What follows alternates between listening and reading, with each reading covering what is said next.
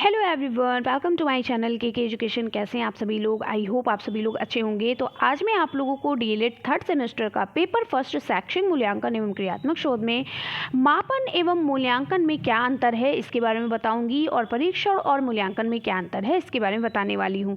तो दोनों हेडिंग्स जो आपकी हैं ये बहुत इंपॉर्टेंट हैं। ये आपकी जितनी इंपॉर्टेंट कहें उतनी कम है, क्योंकि ये 2016 में पूछी गई थी, 2018 में ये क्वेश्चन पूछा गया था और 2020 में। तो 3 बार ये क्वेश्चन पूछा गया है इसकी। तो प्रीवियस ईयर क्वेश्चन में भी ये आपका मापन और मूल्यांकन पूछा गया है, यानी पेपर में पूछे गए हैं। तो ध्यानपूर्वक वीडियो को सुनिएगा, स्किप मत करिएगा। बहुत अच्छी तरीके से आपको सारी चीज़ें समझ में आएंगी, क्योंकि ऑलरेडी आपने मापन और मूल्यांकन के बारे में जान लिया है कि मापन क्या होता है और मूल्यांकन क्या होता है। आपको पता है कि किसी की विशेषता, किसी भी व्यक्ति या वस्तु की विशेषता को जब आप अंकों में व्यक्त करते हैं तो वो मापन कहलाता है, और किसी भी व्यक्ति या वस्तु के गुणों और दोषों का आकलन करना या उसकी जांच करना या उसका पता लगाना क्या कहलाता है? मूल्यांकन कहलाता है। तो ये सारी चीज़ें ऑलरेडी आप पढ़ चुके हो। मापन और मूल्यांकन की क्या विशेषताएं होती हैं, क्या गुण होते हैं, क्या दोष होते हैं, क्या उनके उद्देश्य है, सारी चीज़ें मैंने आप लोगों को पढ़ा दी। अगर अभी तक आपने नहीं पढ़ा है तो चैनल को मेरे सब्सक्राइब करो, साइड में बेल आइकन है उसको प्रेस कर लेना, ताकि जब भी मैं कोई वीडियो अपलोड करूँ या कोई भी इन्फॉर्मेशन दूँ आपको उसका नोटिफिकेशन मिल जाए। इसके साथ साथ आप मेरे टेलीग्राम चैनल को जरूर ज्वाइन कर लीजिएगा। टेलीग्राम चैनल आपको कहाँ से मिलेगा? नीचे डिस्क्रिप्शन बॉक्स दिया है, वहाँ से आपको टेलीग्राम चैनल की लिंक मिल जाएगी। उससे आपको ये पता चल जाएगा कि कब कौन सी क्लासेस होती हैं, कौन सी टाइमिंग है क्लास की, और जो भी सूचना होती वहाँ पर आपको मिल जाती है। जो भी अभी आपने क्लासेस नहीं देखी हैं डीएलएड थर्ड सेमेस्टर से रिलेटेड, वो आप देख सकते हो। मैथ की मैंने आधे से ज़्यादा आपका जो टॉपिक है वो कवर करा दिया है। आप मैथ की क्लासेस देखना मत भूलिए, क्योंकि सबसे ज़्यादा बैक मैथ में लगती है, संस्कृत में लगती है। संस्कृत भी मैंने पढ़ा दी है, संधि पढ़ा दी है, ठीक है। इसके साथ साथ मैंने माहेश्वर सूत्र भी बता दिए, प्रत्याहार बनाना सिखाया है। सारी चीज़ें आपको वहाँ पर पढ़ाई है, तो आप सारी क्लासेस को देख सकते हो जो अभी तक मैंने पढ़ाया है। अब हम बात करते हैं मापन और मूल्यांकन के अंतर की। तो मापन, जिसको हम इंग्लिश में क्या कहते हैं? मेजरमेंट कहते हैं। मूल्यांकन को इवैल्यूएशन कहते हैं, ठीक है।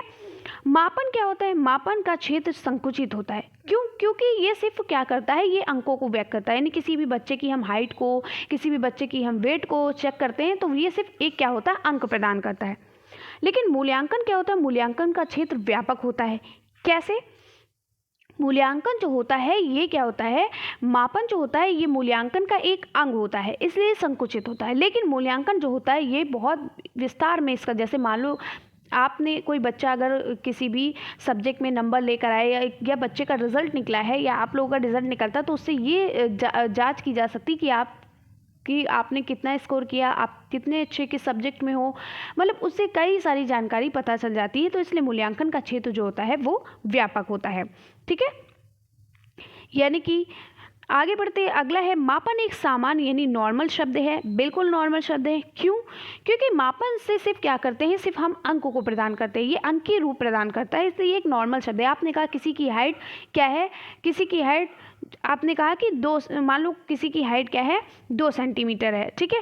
तो ये कहा कि 2 मीटर है या 2 सेंटीमीटर है, ठीक है। आपने ये कहा, या 2 इंच है किसी की हाइट, ठीक है, 2 इंच है। तो इससे क्या है, आपने बस बता दिया 2 इंच है, बस ये क्या है, एक नॉर्मल शब्द आपने कह दिया। लेकिन मूल्यांकन एक की जो तकनीकी होती है वो क्या होती है, वो टेक्नोलॉजी शब्द पर आधारित होती है। यदि मूल्यांकन एक तकनीकी है, टेक्नोलॉजिकल शब्द है, ठीक है। इसमें क्या होता है, इसकी व्याख्या करते हो तो कहीं ना कहीं टेक्नोलॉजिकल रूप से आप इसकी क्या करते हो, व्याख्या करते हो, किसकी? मूल्यांकन की। अगला है मापन एक साधन यानी मीन है, मूल्यांकन अपने आप में एक साध्य है। यानी मापन क्या होता है, एक साधन होता है, क्योंकि अंक से, इसका माध्यम सिर्फ अंक से ही होता है, ठीक है। आप ये प्रदान करते हो कि कोई बच्चा कितने नंबर लाया है, ठीक है। लेकिन मूल्यांकन अपने आप में एक साधन यानी डेस्टिनेशन है। यानी डेस्टिनेशन से क्या होता है, मान लो आपने यूनिट टेस्ट लिया, जिससे आप पूरे क्लास के बच्चे के आप स्कोर देखोगे, आप हर एक बच्चे के सब्जेक्ट वाइज स्कोर देखोगे, तो इससे ये पता चल जाता है कि कौन सा बच्चा कितना अच्छा है, कर रहा है, कौन सा बच्चा कितना सही कर रहा है, नॉर्मल कर रहा है, या कौन बहुत अच्छा कर रहा है, या कौन बहुत ख़राब कर रहा है, ठीक है। इसके साथ साथ आप बच्चों के गुण और दोषों का भी पता लगाते हो, ठीक है। अब हम बात करते हैं, मापन किसी भी छात्र के संबंध में स्पष्ट धारणा व्यक्त नहीं करता है। यानी कि ये एक क्या होता है, अभी आपने पढ़ा, ये बहुत संकुचित होता है। ये किसी भी छात्र के संबंध में कोई स्पष्ट धारणा व्यक्त नहीं करता है, ये सिर्फ अंकीय प्रदान करता है। लेकिन मूल्यांकन के बाद किसी भी छात्र के संबंध में आप स्पष्ट धारणा बनाई जा सकती है। मान लो कोई बच्चा क्लास में बहुत अच्छा है, तो आप ये कह सकते हो, जैसे उसके अंक देखते हो, उसका स्कोर देखता हो, उसका आप देखते हो कि वो इतना अच्छा कर रहा है, तो आप ये कह सकते हो, आप ऐसे आप लोग, जैसे मान लो आपके घर में कोई बच्चा बहुत अच्छा होता है हर चीज़ में, आप यही कहते हो मेरा ये बच्चा आगे चलकर कुछ बनेगा। या आप किसी बच्चे को आप मान लो स्कूल में पढ़ाओगे, जब आप प्राइमरी टीचर बनोगे, तो आप जब बच्चों को पढ़ाते हो तो कुछ बच्चे बहुत ज़्यादा तेज होते हैं, प्रतिभाशाली बच्चे होते हैं, हर चीज़ में तेज होते हैं, तो आप ये कहते हो ये आगे चल के कुछ ना कुछ बनेगा, आप वहीं पे उसका मूल्यांकन कर देते हो। तो ये कहा गया है कि मूल्यांकन के बाद किसी भी छात्र के संबंध में आप स्पष्ट धारणा बनाई जा सकती है, या आप स्पष्ट धारणा बना सकते हो। ठीक है, अगली बात करते हैं हम, मापन का कार्य साक्ष्यों यानी एविडेंसेस का एकत्रीकरण है, लेकिन मूल्यांकन कार्य साक्ष्यों के आधार पर निष्कर्ष निकालता है। यानी मापन जो होता है, मतलब मापन, आपने किसी का मापन किया, किसी का मतलब किसी का टेस्ट हुआ, आपने उसको नंबर दे दिया, ठीक है, किसी की हाइट मापी, किसी की वेट किसी देखा, तो ये एक तो हो गया कि हाँ आपने एक चीज़ को देख लिया। लेकिन मूल्यांकन में क्या होता है, मूल्यांकन में जब व्यक्ति ने कोई कार्य किया, जब किसी बच्चे ने कोई कार्य किया, तो आपने उसका निष्कर्ष निकाला कि ये क्या है क्या नहीं है। ठीक है, अगला है, मापन में अधिक धन एवं श्रम की आवश्यकता नहीं होती है। भाई आपने किसी की हाइट मापी, किसी का आपने वेट मापा, तो इसमें कोई भी ज़्यादा खर्च की ज़रूरत नहीं होती, ना ज़्यादा समय की ज़रूरत होती, ना ज़्यादा मेहनत की ज़रूरत होती। लेकिन मूल्यांकन के लिए अधिक धन एवं श्रम की आवश्यकता होती है, और अधिक से अधिक समय भी खर्च होता है। आप किसी के बारे में, किसी वस्तु के बारे में, किसी व्यक्ति के बारे में डीपली उसकी व्याख्या कर रहे हो, डीपली उसकी डिस्कशन कर रहे हो, तो समय भी खर्च होगा, आप थकोगे भी, और इसके साथ साथ धन भी लग सकता है। ठीक है, अगला है, मापन पाठ वस्तु यानी करिकुलम केंद्रित होता है। ये क्या होता है, करिकुलम केंद्रित होता है, लेकिन मूल्यांकन उद्देश्य केंद्रित होता है। ये किसी पाठ्यक्रम पर आधारित नहीं होता, मूल्यांकन उद्देश्य केंद्रित होता है। ठीक है, ये आपके स्कूल के साथ साथ आप बाहर भी निकलते हो, आपके जीवन प्रयत्न चलने वाली जो भी प्रक्रियाएं होती हैं, आप जिन लाइफ में पूरी जो भी चीज़ें आप पूरे दिन में जो भी करते हो, वो सभी मूल्यांकन है। ठीक है, तो मूल्यांकन उद्देश्य केंद्रित होता है, ना कि क्या होता है, पाठ्य केंद्रित।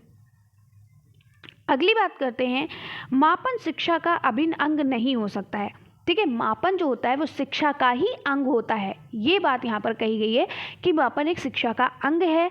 ठीक है, जिससे आप बच्चों के एक अंक प्रदान करते हो, बच्चों के जो भी वो उसने किया है कॉपी में, जो भी वो कर रहा है उसको अंक में व्यक्त करते हो, तो वो एक शिक्षा का ही अंग है। यानी वो स्कूल में पढ़ लिख रहा है, उसी के बेस पर आप उसका क्या करते हो, उसको उसका क्या करते हो, अंक प्रदान करते हो, निष्कर्ष निकालते हो। लेकिन मूल्यांकन शिक्षा का अभिन्न अंग है। मूल्यांकन जो होता है वो शिक्षा का अभिन्न अंग होता है। ठीक है, मापन जो होता है मूल्यांकन का ही एक अंग होता है, लेकिन मूल्यांकन जो होता है वो व्यापक होता है, वो शिक्षा का अभिन्न अंग होता है। ठीक है, आप मूल्यांकन कई तरीके से कर सकते हो, सिर्फ शिक्षा में ही नहीं ज़रूरी है, आप हर कहीं पे भी मूल्यांकन किसी भी व्यक्ति के गुण, किसी भी व्यक्ति के दोष, किसी भी वस्तु के गुण, किसी वस्तु के दोषों को बता सकते हो। आई होप कि आप सारी चीज़ों को बहुत अच्छे से समझ रहे होंगे कि मेरा कहने का मतलब ये है कि मापन सिर्फ और सिर्फ शिक्षा में ही काम आता है। ये सिर्फ और सिर्फ अंकीय अंक प्रदान करता है। किसी भी व्यक्ति को आप उसकी वेट को, उसके हाइट को आप अंक जो प्रदान करते हो वो सिर्फ मापन होता है। लेकिन मूल्यांकन किसी व्यक्ति के पूरे गुणों को, उसके दोष को की लंबी व्याख्या करता है, उसकी विवेचना करता है। ठीक है, उसको क्या करता है, उसकी आकलन करता है। ठीक है, अगला है, मापन किसी भी समय किया जा सकता है। आप किसी भी समय मापन कर सकते हो, किसी भी वस्तु को आप किसी भी समय माप कर सकते हो, कि किसी भी व्यक्ति का किसी भी समय वेट कर सकते हो। ठीक है, लेकिन मूल्यांकन मापन के बाद ही किया जा सकता है। यानी ये कहा गया है, मापन क्या होता है, मापन आप किसी समय भी कर सकते हो। ठीक है, किसी भी छात्र को क्या करते हो, किसी भी छात्र का आप मापन किसी भी समय कर सकते हो।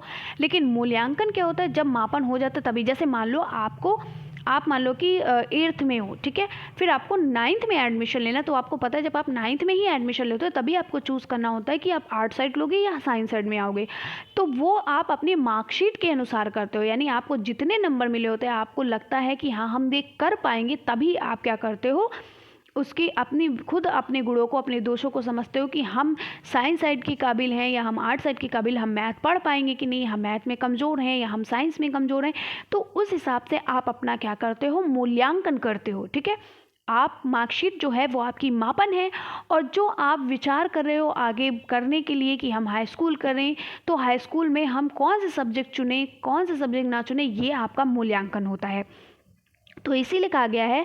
और वो मूल्यांकन कब होता है? मापन के बाद, यानी जो आपकी मार्कशीट निकली है वो एक मापन है। इस मापन के बाद ही आप डिस्कस कर सकते हो कि आप क्या करोगे। तो मापन किसी भी समय किया जा सकता है, लेकिन मूल्यांकन जो है वो मापन के बाद ही किया जा सकता है। ठीक है, अब मान लो अदरवाइज मैं आपको एक अलग एग्जांपल देती हूँ। जैसे मान लो आपकी आपका वेट जो है मान लो कि 50 kg का है। ठीक है, मान लो 50 किलो के हो आप, और आप चाहते हो कि हम सिर्फ और सिर्फ 40 किलो के हों, या फिर हम सिर्फ और सिर्फ 35 किलो के ही हों। ठीक है, आप ये चाहते हो। तो ये जब ही चाह पाओगे जब आप अपना वज़न देखोगे, अपने वज़न को मापोगे कि आपकी वज़न कितना है। मान लो आपका वज़न 50 किलो निकल आया, तभी तो आप 40 किलो बनाओगे, तभी तो आप उसको 35 किलो करोगे। और जब आप उसका मापन ही नहीं करोगे तो फिर आप मूल्यांकन कैसे करोगे? तो मूल्यांकन जो होता है वो मापन के बाद ही होता है। ठीक है, चलिए अगला पॉइंट है, मापन के आधार पर भविष्यवाणी सार्थकता के आधार पर नहीं की जा सकती है, लेकिन मूल्यांकन के आधार पर भविष्यवाणी सार्थकता के आधार पर की जा सकती है। तो ये था मापन और मूल्यांकन में अंतर। आई होप कि आपको बहुत अच्छे से समझ में आ गया होगा कि मापन क्या होता है, मूल्यांकन का क्या होता है। तो मापन जो होता है वो क्या करता है? किसी भी विशेषता के अंकों को प्रदान करता है। मूल्यांकन जो होता है वो क्या करता है? किसी भी व्यक्ति या किसी भी वस्तु के गुण और दोषों को बताता है। ठीक है, मापन जो होता है वो शिक्षा तक ही सीमित होता है, लेकिन मूल्यांकन जो होता है वो शिक्षा तक सीमित नहीं होता, वो बाहर भी हो सकता है, शिक्षा के बाहर भी हो सकता है। ठीक है, चलिए अब हम आगे बात करते हैं परीक्षण एवं मापन में अंतर की। तो परीक्षण एवं मापन में, यानी परीक्षण जिसे हम टेस्ट बोलते हैं, ठीक है, और मापन का आपको पता है मेजरमेंट होता है। अभी आपने पढ़ा मापन क्या होता है। तो जबकि परीक्षण के माध्यम से व्यक्ति विशेष के विषय में ज्ञान किया जा सकता है। परीक्षण यानी किसी का आप टेस्ट लेते हो तो उसमें व्यक्ति की विशेषता के बारे में, व्यक्ति की विशेष यानी जो भी उसके अंदर जो भी गुण हैं, जो भी दोष हैं, उस विषय में ज्ञान किया जा सकता है। लेकिन मापन में क्या होता है? मापन में किसी सामान्य प्रश्न का उत्तर देने का प्रयास किया जाता है। मान लो आपने किसी व्यक्ति से क्वेश्चन जो किया है, किसी बच्चे से आपने क्वेश्चन किया, उसका उसने आंसर दे दिया, ये हो गया मापन। ठीक है, परीक्षण का क्षेत्र जो होता है वो संकुचित होता है, लेकिन मापन का प्रयोग व्यापक रूप से विभिन्न मनोवैज्ञानिक शोध कार्यों में किया जाता है। अगला है, जबकि परीक्षण का संबंध मानसिक तथा मनोवैज्ञानिक गुणों से होता है, लेकिन मापन का संबंध केवल भौतिक गुणों से ही होता है। यानी आप भौतिक गुणों से मतलब आप किसी भी बच्चे को जो ऊपर से देखते हो ना, बच्चा कितना मोटा है, कितना पतला है, ठीक है, कैसे काम कर रहा है, ये सारी चीज़ें मतलब आप भौतिक गुणों से उसका क्या होता है? संबंध होता है। परीक्षण का प्रयोग स्वयं उपकरण के रूप में किया जाता है, लेकिन मापन में भौतिक एवं मानसिक दोनों प्रकार के उपकरणों की आवश्यकता होती है। अब जैसे आपने कहा भौतिक, जैसे आपने बच्चा क्या है, पतला है या मोटा है या उसकी हाइट कितनी है, तो आप उसको माप कर बता सकते हो। ठीक है, और इसके साथ साथ जैसे बच्चे की आपने बच्चे का एग्ज़ाम लिया तो वो उसकी मानसिक स्थिति है। ठीक है, यानी कि वो उसका मानसिक विकास आप देख रहे हो कि कितना है कितना नहीं है। परीक्षण में विभिन्न प्रकार के पदों को मानवीकृत करके प्रयोग में लाया जाता है, लेकिन मापन में वस्तुओं को नियमानुसार संख्यात्मक रूप में प्रदान कर परिभाषित किया जाता है। तो कैसी लगी आपको वीडियो? कमेंट्स में जरूर बताइएगा। आई होप कि आपको मापन और मूल्यांकन, परीक्षण और मापन में बहुत ज़्यादा सारी चीज़ें समझ में आ गई होंगी, बहुत अच्छे से सारी चीज़ें क्लियर हो गई होंगी। कल आपका जो बहुत ही इम्पॉर्टेंट टॉपिक है सतत एवं व्यापक मूल्यांकन की अवधारणा एवं महत्व, यानी सतत मूल्यांकन किसे कहते हैं और व्यापक मूल्यांकन किसे कहते हैं, इसके बारे में पढ़ाऊंगी।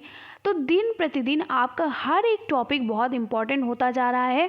तो क्लास को स्किप मत करिएगा। क्लास को आप लोग देखना छोड़ दिए हो, क्लास को देखिए। जब मैं क्लास नहीं ले रही थी आप लोग बहुत परेशान थे कि मैम आप क्लास नहीं ले रही, मैम आप क्लास नहीं ले रही, और जब ले रहे हैं तो आप पढ़ना नहीं चाह रहे हो। ठीक है, तो क्लास को मत स्किप करिए, क्योंकि हर एक चैप्टर बहुत ही इंपॉर्टेंट है, पहले से इंपॉर्टेंट हर एक चैप्टर। ठीक है, तो ये जो शैक्षिक मूल्यांकन एवं क्रियात्मक शोध है, इसमें हर एक टॉपिक, हर एक हेडिंग बहुत ही इंपॉर्टेंट है, कोई भी आपको छोड़ने वाला नहीं है।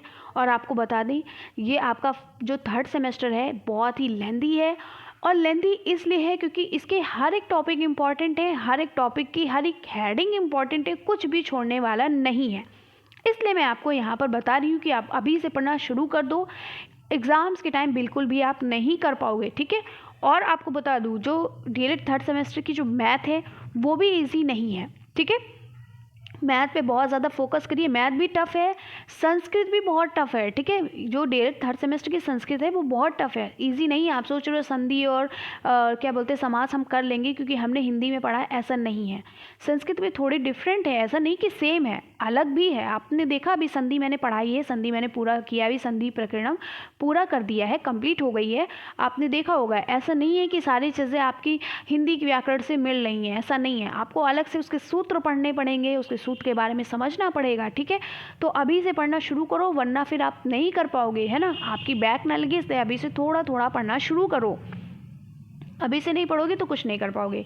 बहुत सी ऐसे में हमारे प्रशिक्षु जो बोल रहे थे मैम आपने फर्स्ट सेमेस्टर में संस्कृत को एकदम ट्रिकी बना दिया था और इसी तरह थर्ड सेमेस्टर में भी कराइए।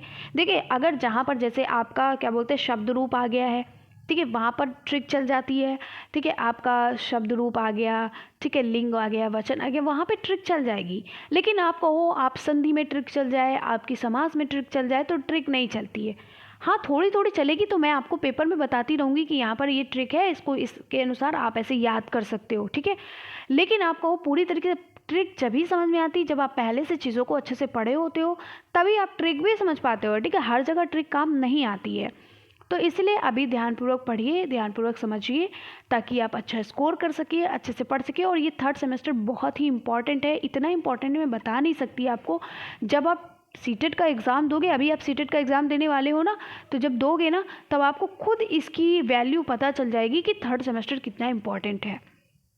तो पढ़ना शुरू कर दो, बिल्कुल भी मस्ती वस्ती करो, मस्ती सब कुछ करो, लेकिन पढ़ाई का टाइम ज़रूर निकालो, ठीक है।